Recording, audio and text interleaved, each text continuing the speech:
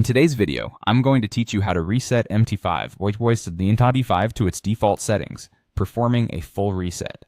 Whether you're troubleshooting an issue or simply want a fresh start, restoring MT5 to its default settings can be a very effective solution. So let's dive into the process with clarity and attention to detail to ensure you successfully reset without any hiccups. To begin, the first thing you need to do is open the MT5 platform. Once you have it open, you'll want to navigate to the File menu located at the top left corner of your screen. Click on File, and from the drop-down menu, select Open Data Folder. This data folder is essentially where all of the program's configuration files, profiles, templates, and other personalized settings are stored. Next, it's crucial to close MT5 completely. This step is important because you don't want the platform running while you're making changes to its data files.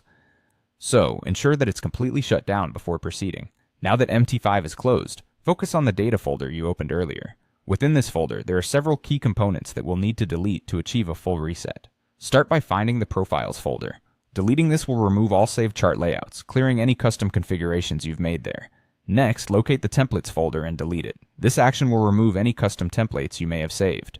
Moving on, inside the MQL5 directory, navigate first to the Indicators subfolder and delete its contents.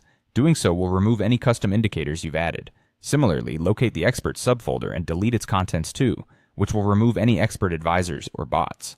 Additionally, there's an optional step you might consider. Inside the data folder, you'll find a directory called Logs. Deleting these can clear any old log files. Although this isn't mandatory for a reset, it can help declutter if you've experienced issues with old log files tracking errors or activities. With all these deletions completed, you're ready to start MT5 again. Go ahead and reopen the platform. You'll notice that MT5 will now load as if it's brand new, with all default settings restored.